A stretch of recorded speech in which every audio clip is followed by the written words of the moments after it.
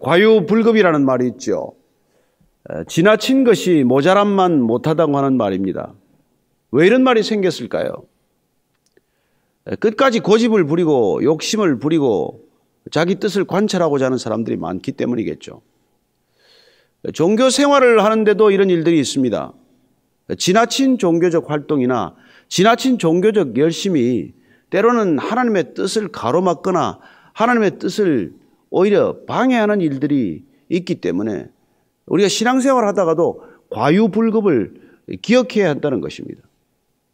오히려 지나친 종교적 행위가 오히려 하나님이 원하시는 선한 삶을 이루는 것이 아니라 오히려 가로막는 일이 될 수 있기 때문이죠. 오늘 말씀의 사실 결론은 바로 이 말씀이에요. 우리의 종교적 과잉행위, 과잉열심, 그게 우리를 선한 삶으로 인도하는 것이 아니라는 것입니다. 하나님이 원하시는 선하신 삶이란 어떤 것일까요? 오늘 이 히브리서 기자가 기록한 이 신앙의 올바른 기준을 통해서 우리가 이 땅 가운데서 선한 삶을 어떻게 살아야 할지 귀한 그 가이드를 보게 됩니다. 먼저 1절 2절 읽습니다. 시작. 형제 사랑하기를 계속하고 손님 대접하기를 잊지 말라. 이로써 부지 중에 천사들을 대접한 이들이 있었느니라. 우리가 하나님의 선하심을 본받아서 살기 시작하면은 그 우리 삶에서 첫 번째 나타나는 선한 삶의 모습은 형제 사랑하기를 계속한다는 거예요. 여러분, 계속이 중요합니다. 잠시 하다가 그만두면 어떻게 돼요? 아니잖아요. 손님 대접하기를 잊지 말라. 여러분, 뭐 내 컨디션 좋을 때 손님 대접하죠. 그러나 뭐 부부 싸움이라도 하면 어떻습니까? 누가 찾아올까 두렵잖아요. 그 당시에는 손님이 찾아왔을 때 손님을 박대할 수가 없어요. 내쫓을 수가 없습니다. 뭐 호텔이 있어요. 식당이 있습니까? 그래서 내 집에 찾아온 손님은 누군 따뜻하게 맞아드려야 되는 것이 그 당시에 뭐 관습이기도 했지만 그걸 잘 대접하라고 얘기하는 것이죠. 오늘날 비추어 보더라도 이 기준은 헛되지 않습니다. 선한 삶을 사는 것이 좋은 신앙이라고 말할 때 어떻게 해야 우리가 좋은 신앙인입니까? 계속해서 형제를 사랑하는 것, 계속해서 낯선 사람이라고 할지라도 잘 대접하는 것. 오늘 부지 중에 손님 대접하다가 천사를 만난 사람들 있지 않습니까? 아브라함과 롯 이야기 아니에요. 그러니까 어쩌면 하나님은 손님으로 변장하고 찾아올 수 있지 않으세요? 그래서 우리가 항상 선한 삶을 살면 어떤 사람도 그렇게 잘 대접을 하면 우리가 천사도 대접할 수 있고 정말 하나님도 대접하는 일이 있는 것이죠. 3절 말씀입니다. 시작. 너희도 함께 갇힌 것 같이 갇힌 자를 생각하고 너희도 몸을 가져선즉 학대받는 자를 생각하라. 여러분, 형제 사랑하고 이웃 사랑하는 것, 또 하나는 남을 어려운 사람들 배려하라는 얘기죠. 갇힌 사람, 학대받는 사람, 그런 사람을 대할 때는 나도 그런 자의 입장에서 생각해 보라는 것입니다. 그렇습니다. 예수님께서는 이 말씀을 기억나게 하기 위해서 지극히 어린 자 하나에게도 나한테 하듯이 하라, 그렇게 말씀해 주시지 않았습니까? 마태복음 25장 40절 한번 읽겠습니다. 제가 읽습니다. 시작.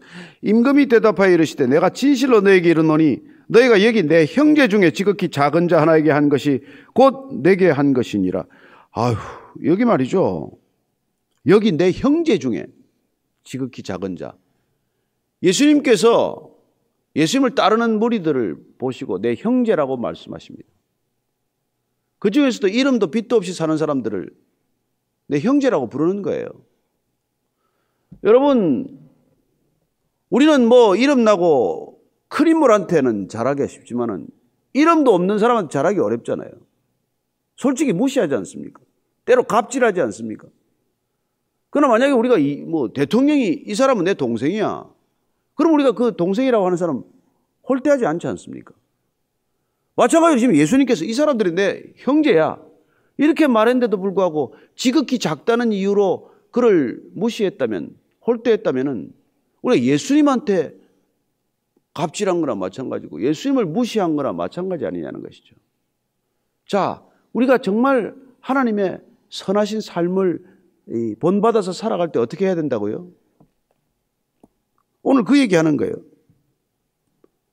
어려운 사람들, 힘든 사람들, 정말 어떻게 보면 세상은 무시해도 좋을 사람들, 세상이 하찮게 여기는 사람들, 이런 사람들까지도 우리가 귀하게 여기고 그들의 어려움을 우리가 헤아리는 사람이 되어야 한다는 뜻이죠. 선하다는 게 뭐 별거 아니라는 겁니다. 그런 삶을 사는 게 선한 삶이라고 말씀하시는 것이죠. 또 뭐라고 말합니까? 4절 5절입니다. 시작. 모든 사람은 결혼을 귀히 여기고 침소를 더럽히지 않게 하라. 음행하는 자들과 간음하는 자들을 하나님이 심판하시리라. 돈을 사랑하지 말고 있는 바를 족한 줄로 알라. 그가 친히 말씀하시기를 내가 결코 너희를 버리지 아니하고 너희를 떠나지 아니하리라 하셨느니라. 아이, 결혼을 귀하게 여기라. 음란하지 마라. 음행하지 말고 간음하지 말라. 돈을 사랑하지 말라. 있는 바를 족한 줄로 알라. 자, 이런 이 일상에서의 기준, 이게 선한 삶의 기준, 어디 보면 영적이고 신령한 삶의 기준과 다르지 않다는 것입니다. 리차드 포스트는 우리가 영성생활을 해갈 때 조심해야 될 암초를 말합니다. 돈, 권력, 섹스. 여러분, 우리가 왜 하나님을 추구하면서 그렇게도 여전히 우리가 권력을 버리지 못합니까? 왜 우리는 기도를 하더라도 꼬리가 되지 않게 하시고 머리가 되게 해달라는 거예요? 왜 우리는 높은 지위, 높은 자리, 높은 직함을 그렇게 원하고 있는 것입니까? 그렇습니다. 권력 의지, 버리지 못한 권력 의지 때문이죠. 그러나 우리가 정말 하나님의 사랑받는 자가 되면은 그로부터 풀려나는 것을 경험하게 돼요. 권력 의지란 남을 지배하고자 하는 의지고 남을 그렇게 궁극적으로는 나보다 남 아래에 두고자 하는 것이지만은 우리가 하나님을 사랑하고 하나님의 사랑받는 자가 되면은 오히려 그 사람 앞에 무릎을 꿇고 그의 발을 씻어준 주님처럼 낮은 자리로 가게 되는 것 아니에요. 그러니까 높은 자리를 그렇게 놓고 갈망하는 것 자체가 이상한 것이죠. 여러분, 돈을 사랑하는 것 자본주의의 보편적인 행동 아닙니까? 그러나 하나님께서는 돈 사랑하지 말라고 말씀하십니다. 돈이 필요 없다고 말씀하지 않았지만 돈과 하나님을 겸하여 사랑하지 말라. 그렇습니다. 돈을 사랑하지 않는 것. 또한 우리가 여기 말씀하신 것처럼 그렇게 있는 것을 족한 줄로 아는 것. 하나님께서 허락하신 모든 것이 선하신 것이기 때문에 내게 주어진 어떤 모든 여건과 상황도 선한 것이라고 믿기 때문에 더 욕심을 부리지 않는 것 아니겠어요? 오늘 예수님께서는 정말 우리를 사랑하셔서 그분께서는 끝까지 사랑하셨고 그분은 우리에게 그 모든 전부를 주셨기 때문에 우리가 그분의 전부의 사랑을 잊게 되면 우리는 선한 삶을 살 수밖에 없게 돼요. 그 선함이라는 게 형제사랑, 이웃사랑, 손님 대접, 어려운 사람 생각하는 것, 결혼을 거룩하게 지키는 것, 돈을 사랑하지 않는 것, 이런 것들을 하나님께서는 이걸 선함이라고 말씀하고 계시기 때문에 이런 선한 삶을 사는 사람은 우리 주변에 어떻게 보면 이름도 없이 조용히 살아가는 사람일 수 있어요. 어떻게 보면 왜 저렇게 소시민적인가 하는 사람들이 오히려 선한 삶을 살고 있을 수 있다는 것이죠. 따라서 하나님이 선하다고 여기는 것과 우리가 선하다고 여기는 것에 차이가 있을 수 있다는 것에 주목해야 합니다. 우리가 깨어 있어야 한다는 것이죠. 우리가 좋은 것, 우리는 선한 것, 이런 걸 때로는 뭐 탁월한 업적, 화려한 경력 이런 데 두는 수가 있어요. 그러나 선함은 능력에 있지 않습니다. 선함은 지위에 있지 않아요. 선함은 역할에 있지 않습니다. 선함은 그 모든 것을 어떻게 사용하느냐에 있는 것이죠. 그래서 우리가 예를 들어서 입술을 봅시다. 입술에 선이 있는 게 아니란 말이에요. 우리의 혀에 악이 있는 게 아니란 말이에요. 그 뭐 있어, 그 사람 말 잘해. 그 사람 뭐 정말 그냥 혀가 정말 대단한 혀야. 그러나 거기에 선함이 있는 게 아니지 않습니까? 누가복음 6장 45절 보면 이렇게 되어 있어요. 누가복음 6장 45절을 보면 이렇게 선한 사람은 마음에 쌓은 선에서 선을 내고 악한 자는 그 쌓은 악에서 악을 내나니 이는 마음에 가득한 것을 입으로 말함이라. 입과 혀에 선함과 악함이 있는 게 아니라, 악한 혀, 선한 입술이 아니라 마음에 가득 쌓은 것에서 악을 내고 선을 낸다는 것입니다. 따라서 선과 악이 쌓이는 것은 우리의 마음이라는 거예요.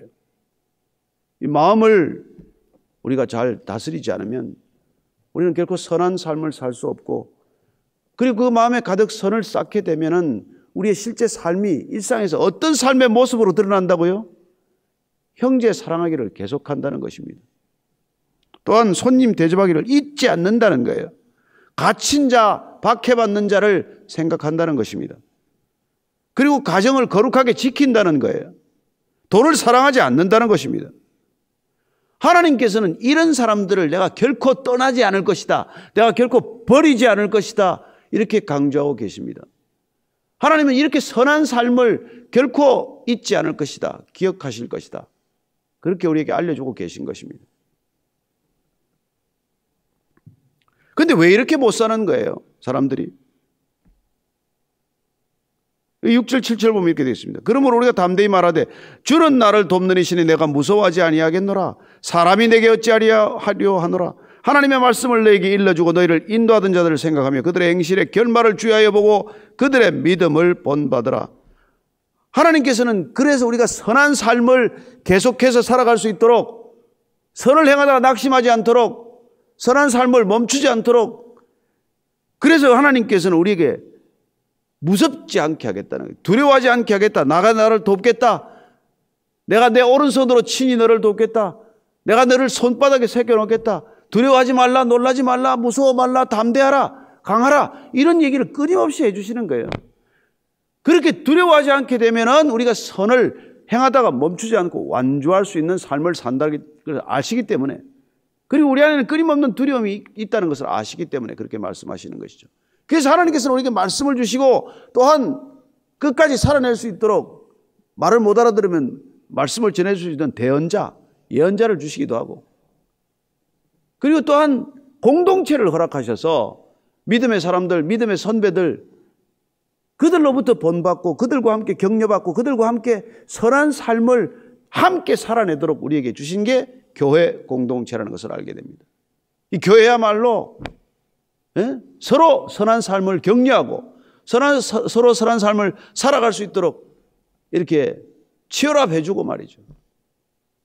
그리고 함께 이 선한 경주를, 선한 싸움을 완주하도록 하는 것이죠. 그래서 얼마나 이 교회가 귀한지 몰라요. 그리고 그걸 지금 한마디 덧붙여 놓습니다. 결말을 주위에서 보라는 거예요. 끝이 좋은 사람의 믿음을 본받으라고 말합니다. 끝이 좋은 사람. 끝이 좋은 분, 오직 우리는 예수 그리스도시죠. 8절 9절입니다. 11절까지 읽습니다. 시작.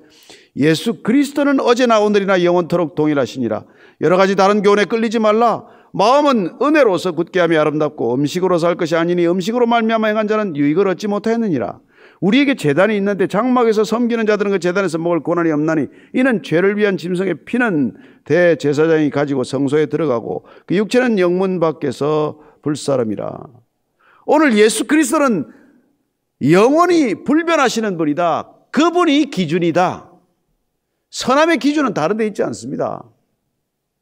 그분을 기준으로 삼는 사람, 끝까지 믿음을 지키는 사람들도 우리가 본받지만, 그러나 궁극적으로는 어제나 오늘이나 변함이 없는 예수님, 영원 불변하신 예수님의 그 기준, 그걸 우리가 본받고 배우고 따라야 한다는 것이죠. 예수님께서는 내게서 배우라, 그렇게 말씀하시지 않았습니까? 예수님께서 배우라고 말씀하셨으니까 예수님한테 가서 배워야지, 이 사람 저 사람 찾아다닐 필요가 뭐 있겠습니까? 이 책 저 책 뒤질 게 뭐 있겠습니까? 예수님 말씀하신 사복음서가 기준인데, 예수님께서는 우리에게 이렇게 배우라고, 우리가 너무 힘들게 살아가는 거 아시니까 말이죠. 자, 11장 29절입니다. 마태복음 11장 29절. 나는 마음이 온유하고 겸손하니 나의 멍에를 베고 내게 배우라. 그리하면 너희 마음이 쉼을 얻으리라. 이렇게 말씀하십니다. 우리는 선한 삶을 살기 위해서 온유한 것, 겸손한 것을 자꾸 배우려고 하는데 그것도 사람의 온유와 사람의 겸손이 아닙니다. 그건 교양적 수준일 때가 많아요. 예수님한테 배워야 한다는 거예요. 예수님이 기준이고 예수님이 불변의 기준이고 예수님이 영원한 기준이기 때문에 그분께 나아가서 그분의 멍에를 베고 그분께 배우면은 우리는 진정한 쉼을 얻게 되고 불안하지 않고 두려워하지 않고 그렇기 때문에 우리는 끝까지 이 선한 싸움을 완주할 수 있게 될 것입니다. 정말 주님께서는 그렇게 살 때 말이죠. 우리도 어쩌면 주님께서 우리를 들어서 저 사람을 보라, 저를 본받으라 이렇게 말씀하실 수 있는 것이죠. 사도 바울을 그렇게 주님께 세우신 것 아닙니까? 이방 세계의 빛으로 세우신 것이죠. 그래서 사실 사도 바울은 빌립보 교회에 이렇게 말하는 것을 듣습니다. 빌립보서 3장 17절 말씀입니다. 형제들아 너희는 함께 나를 본받으라. 그리고 너희가 우리를 본받은 것처럼 그와 같이 행하는 자들을 눈여겨보라. 너희들 함께 나를 본받으라. 이게 말하기 어려운 거예요. 어떻게 해서 이런 얘기를 할 수 있을까요? 그가 그리스도를 온전히 따르고 있기 때문에, 내 안에 그리스도가 산다고 고백했기 때문에, 나는 이미 죽고 십자가에 죽고 내 안에 그리스도가 사신다고 고백했던 바울이기 때문에 나를 본받으라. 이런 말을 할 수 있는 것이죠. 저는 이렇게 말할 수 있는 우리 그리스도인들이 되기를 바랍니다. 정말 우리 자녀들에게도 본받으라고 말하지 않아도 자녀들이 나는 우리 부모를 본받고 싶다. 부모님을 존경하고 부모님을 따르고 싶다. 부모님의 신앙을 보니까 나는 예수님 살아계신다. 이런 얘기를 듣는 게 우리 신앙의 목적이 되어야 되지 않겠습니까? 알려지고 유명해지고 뭐 큰 업적을 남기고 무슨 뭐 큰 교회를 하고 이런 게 중요한 게 아니잖아요. 우리에게는 그게 좋아 보일지 몰라도 지금 예수님께서 좋아 보이는 것, 하나님이 좋다고 말씀하시는 것은 기뻐하시는 그분이 좋아하시는 제사란 어떤 것이라고요? 지극히 작아 보이지만 그러나 하나님의 선하심이 곳곳에 배어 있는 것, 그런 걸 하나님께서는 기뻐하신다고 말씀하지 않습니까? 자, 그럴 때 우리는 예수님이 기준 될 때 예수님은 어떻게 하셨습니까? 한 번 더 강조하고 있습니다. 12절 이해합니다. 시작. 그러므로 예수도 자기 피로서 백성을 거룩하게 하려고 성문 밖에서 고난을 받으셨느니라. 그런즉 우리도 그의 치욕을 짊어지고 영문 밖으로 그에게 나아가자. 우리가 여기에는 영구한 도성이 없으므로 장차 올 것을 찾나니 그러므로 우리는 예수로 말미암아 항상 찬송의 제사를 하나님께 드리자. 이는 그 이름을 증언하는 입술의 열매니라. 예수님은 백성들을 거룩하게 하기 위해서, 거룩함으로써 선한 삶을 살아갈 수 있도록 하시기 위해서 성문 밖에서 고난을 받으셨다. 치욕을 짊어지고 영문 밖으로 나갔다. 따라서 그리스도를 따르는 자, 그리스도의 부르심을 받은 자, 그리스도의 소명을 받은 자는 오늘 예수님과 함께 성문 밖에서 고난을 받아야 한다. 여러분, 성문 안은 기득권 세력 아니에요. 성문 밖은 기득권 밖이에요. 성문 안은 제도권 아닙니까? 성문 밖은 제도권 밖 아니에요. 우리는 제도권 안에서 기득권을 더 확보하기 위해서, 더 높은 자리를 위해서 살아가는 존재가 아니라는 것입니다. 그걸 떠나서 너희는 가라, 너희는 떠나라. 그 안전지대에서부터 벗어나서 성문 밖으로, 영문 밖으로 나아가서 십자가를 지고 그곳에서 백성들의 거룩함을 위하여, 이 땅의 회복을 위하여 기꺼이 내 목숨을 드리겠습니다. 이렇게 살아가는 것이 궁극적으로 선한 삶이라는 거예요. 그럼 앞에 얘기하고 무슨 다른 얘기입니까? 그렇게 살아가기 위해서 일상 가운데 이렇게 사는 거란 말이에요. 사랑할 수 없는 사람 사랑하고, 용서할 수 없는 사람 용서하고, 어려움을 겪는 사람 깊이 마음속으로 배려하고, 그리고 가정을 거룩하게 지키고, 이런 일들이 말이죠, 세상의 시류와 다른 것 아닙니까? 지금 세상이 가고 있는 방향과 정반대 아니에요. 온 세상이 지금 음란하지 않습니까? 성문 밖으로 나가는 건 뭐예요? 음란 밖으로 나가는 것이죠. 세상이 거짓말투성이 아닙니까? 그러나 우리가 영문 밖으로, 성문 밖으로 나가는 게 뭐예요? 정직하게 사는 거예요. 나한테 유익하면은 뭐 혀라도 빼줄 것 같지만은 나한테 아무 도움도 안 된 사람들은 무시하는 세상 아닙니까? 영문 밖으로 나가는 건 뭐예요? 그렇게 하찮은 사람, 세상이 무시해도 좋을 것 같은 사람, 그런 사람들을 대접하는 것, 그게 영문 밖의 삶이죠. 어쩌면 그런 일을 하다 수치를 겪을 수도 있어요. 그러나요? 그렇잖아요? 내가 당신 보고 도와달라고 그랬냐? 왜 나한테 이러냐? 이런 얘기를 들어갈 수도 있어요. 그렇게 뺨을 맞을 수도 있을 때 주님께서는 오른 뺨을 맞거든 왼뺨도 돌려대라. 속옷을 달라면 겉옷도 줘라. 이게 영문 밖의 삶이란 말이에요. 그런데 왜 이렇게 살 수 있습니까? 이 땅이, 우리가 사는 이곳이 영구한 도성이 아니기 때문에 그렇단 말이에요. 우리는 영원한 장차 올 곳을 찾는 사람이기 때문에. 그래서 예수님 때문에 우리는 이 땅에서 살더라도 찬송할 수 있는 거예요. 찬양 드릴 수 있는 겁니다. 여기가 좋아서 찬양하는 게 아니에요. 이 땅이 완벽해서 우리는 살아가는 존재가 아니라는 것입니다. 따라서 우리가 성문 밖에 수치를 짓고 고난을 겪더라도 나가는 이유는 우리는 이 땅에 잠시 머무르는 나그네이기 때문에, 여기에 소망을 두고 있지 않기 때문에 그렇게 살 수 있단 말이에요. 따라서 선함이란 뭐라고요? 여기서 이 살아가는 사람들끼리 뭐 도덕적 윤리적인 선함이 아니라 우리의 선함은 나그네 된 삶의 정체성을 알기 때문에 흘러나오는 선함이란 말이에요. 소유를 추구하지 않기 때문에 기꺼이 나눌 수 있는 선함이라는 것입니다. 나보다 더 필요한 사람이 있으면 가져라. 왜냐하면 난 여기 잠깐 있다가 나는 떠날 것이니까. 여기 내가 무슨 성을 쌓을 것도 아니고 탑을 쌓을 것도 아니고, 여기 내가 무슨 터전을 뭐 영원히 살 것처럼 터전을 만드는 사람이 아니기 때문에 그렇게 우리는 살아가는 존재가 되는 것이죠. 그래서 또 빌립보서 4장 20절은 이렇게 말합니다.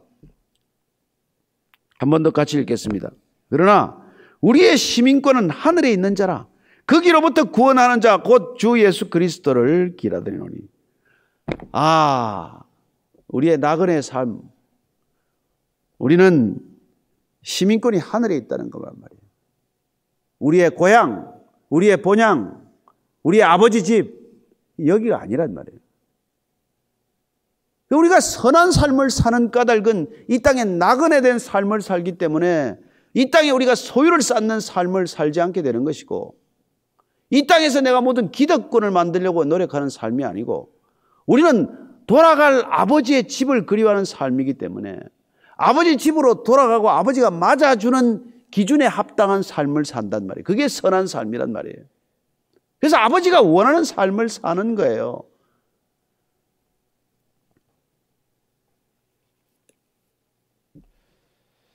정말 그렇게 사는 삶을 이렇게 말합니다. 16절 17절입니다. 오직 선을 행함과 서로 나누어 주기를 잊지 말라. 하나님은 이 같은 제사를 기뻐하시느니라. 너희를 인도하는 자들에게 순종하고 복종하라. 그들은 너희 영혼을 위하여 경성하기를 자신들이 청산할 자인 것 같이 하느니라. 그들로 하여금 즐거움으로 이것을 하게 하고 근심으로 하게 하지 말라. 그렇지 않으면 너희에게 유익이 없느니라. 우리를 위하여 기도하라. 우리가 모든 일에 선하게 행하리 함으로 우리에게 선한 양심이 있는 줄을 확신하노니 내가 더 속히 너희에게 돌아가기를 위하여 너희가 기도하기를 더욱 원하노라. 자, 우리의 나그네 된 삶, 우리가 궁극적으로 귀환해야 할 아버지 집이 있다는 것을 알기 때문에 우리는 선을 행하지 않을 수 없는 거예요. 양선의 삶을 살지 않을 수 없는 것이죠. 성령의 열매도 맺혔지만 우리가 선함을 포기할 수 없고 선함을 멈출 수 없고 선함을 행하다가 낙심하지 않을 수 있는 까닭은 우리가 아버지 집에 대한 소망이 더 크기 때문에, 그래서 우리가 나누어 주는 걸 어렵지 않아요. 이 땅의 것들 어차피 가지고 가지도 않을 것들인데 그거 쓰다가 나누어 쓰는 것이고, 나보다 더 필요하다고 간절히 원하는 사람이 있으면 주는 것이고, 그렇게 살아가는 자연스러운 삶이 되는 것이죠.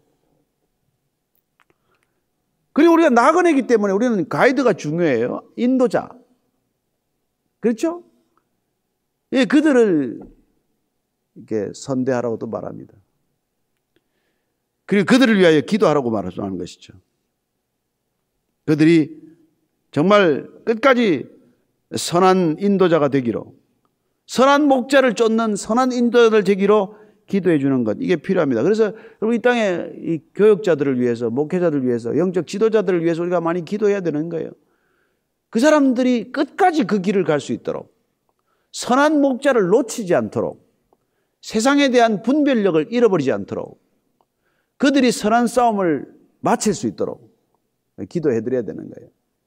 그들이 이 땅에 인도자 노릇을 하기 때문에 하나님께서 그들에게 뒤에 오는 사람들이 잘 따라오도록 군데군데 이정표처럼 세워놓았기 때문에, 그게 이정표가 잘못 넘어져 버리거나 방향을 잘못 가리키게 되거나 하면 큰일 아니에요. 그래서 오늘 이런 말씀을 하시는 거예요.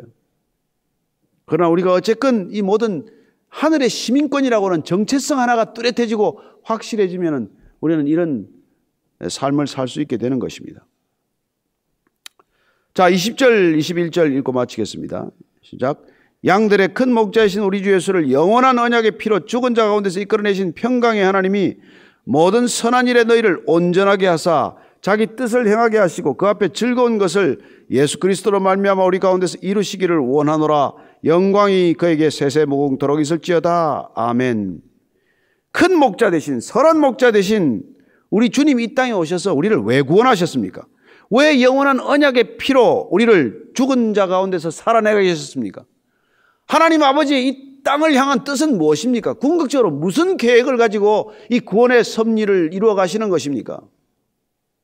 이게 보니까 우리를 선한 일에, 모든 선한 일을 할 때 온전하게 그 일을 할 수 있도록 하기 위해서 우리를 그렇게 구원하신 것이고, 이 선한 목자를 이 땅에 보내셔서 이 양 무리가 선한 목자를 따르도록 하게 하셨다는 것입니다. 아니, 우리는 인간의 선함, 내 수준의 선함, 내 차원의 선함, 내 차원의 옳다는 것, 이런 것들 하느라고 세상을 엉망진창으로 만들 거거든요. 지금 하나님 아버지께서 선한 목자, 큰 목자장 되신 예수 그리스도를 이 땅에 보내셨는데, 그분을 인도자로 삼지 않는 이 세상을 보십시오. 누가 옳습니까? 누가 더 선합니까? 누가 더 바른 길을 가고 있습니까? 누가 정의롭습니까? 서로 난리죠. 서로 난리죠. 하나님께서 우리가 모든 선한 일을 할 때 그걸 온전하게 하신다. 이게 정말 어렵고 참 중요한 뜻입니다. 우리의 선함이 절대적인 선에 근거할 수 있도록, 우리의 선한 삶이 인간의 주관적이고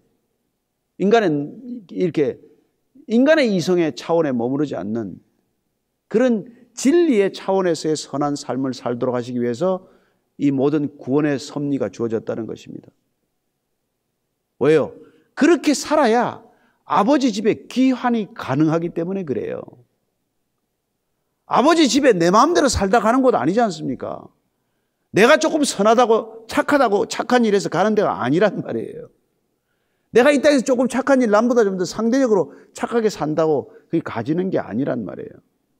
우리가 하는 모든 선함이 하나님이 원하시는 선함이 되기 위해서, 우리가 살아가고 있는 선한 삶이 하나님이 만드셔서 온전케 하셔서 그 온전한 선이 될 때 하나님께서 우리를 귀환으로 맞아주시기 때문에 우리가 지금 이렇게 성경을 읽고 아버지의 뜻을 묻고 아버지의 뜻을 구하고 궁극적으로 아버지가 원하시는 삶을 향해 나아가고 있는 것이죠.